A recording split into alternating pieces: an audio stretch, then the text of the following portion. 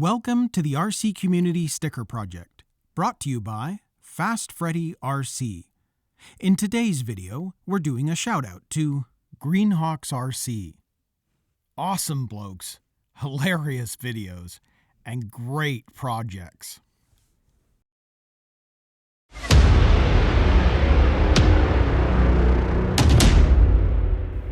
So for step 27, attaching the RC equipment.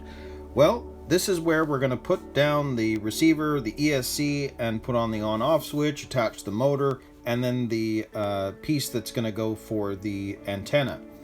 I'm not going to be doing this, and the main reason for that, I picked up when I needed the right receiver for four-wheel steering mixing, I got the R304SBE.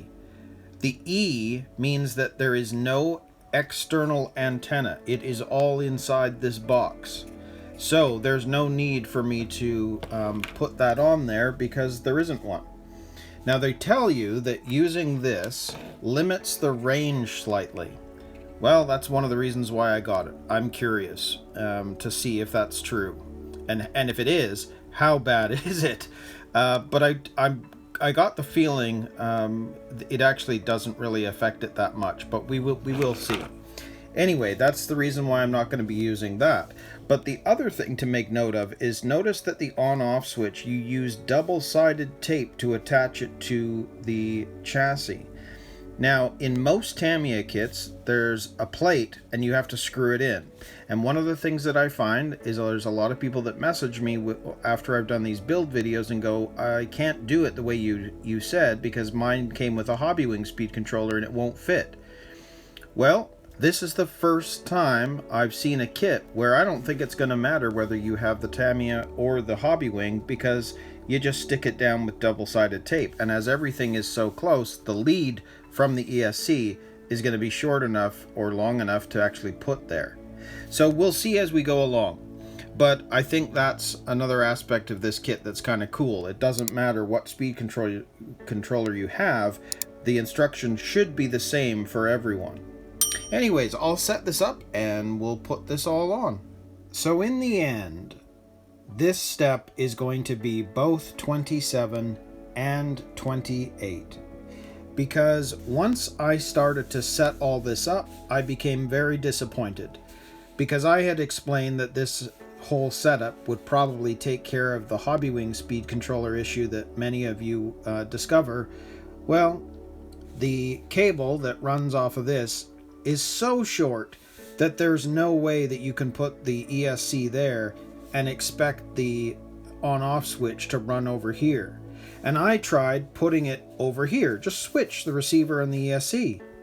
Problem there is, the cables coming off the ESC won't reach the motor. So you're stuck putting the ESC over here, so I had to come up with a different placement for that. And because I had to try and discover how this was all going to fit, I've ended up doing 28 and cleaning up all the wires as well. So let me show you what I have come up with. So the ESC is where they showed it. It's pretty much as far that way as it can go.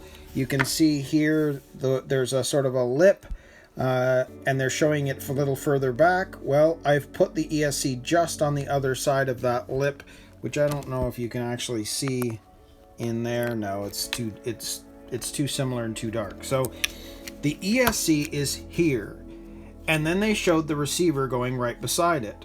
Well, because I can't reach, the cable can't reach to go over to the front to put the the on-off switch right here, I've put it up here. And in order to put it up there, I've obviously had to change where the receiver would go. So I've put the receiver on its side so that there's room for this. Now I thought of putting it in different places. I thought, well, wait a minute, I could put the on-off switch over here on top of the servo. And then I thought, well, I don't know, interference. It's also now in line with the tires, so when they turn, you're going to have stuff thrown up on the switch. I didn't really like that idea. And because this was originally supposed to sit here with the on-off switch pointing down, it would be at the very back of the truck, meaning that even though the wheels would be throwing stuff around, it should never get dirty. So I decided that we'd put it at the very top and have the on-off switch there. So it would normally be here, well, it's here.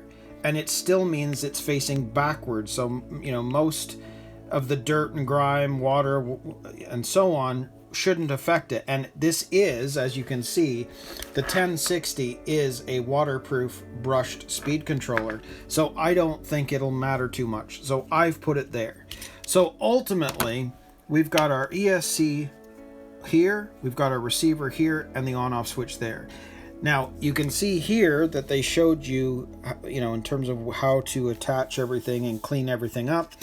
Well, I've more or less done it the same way. I've got these cables running here. I basically folded them over so that they could be tied down with this zap strap. And then I put another zap strap here because there was quite a few cables that were kind of all over the place. So I folded them down and used a zap strap there. And then on this side, you can see that the cable is actually zap strapped through the rails here, and it's more or less exactly what they said to do. So they are now attached. But you can see that if I had moved this over here, there's not enough. The blue would have been fine, but the yellow is already pretty tight. Like, there's not a lot of extra room. So your ESC definitely has to go here. But my suggestion is, with the Hobbywing, stick your receiver further over to this side, and then put your on-off switch at the back end facing backwards, so that you're less likely to have any water, dirt, grime get into that switch.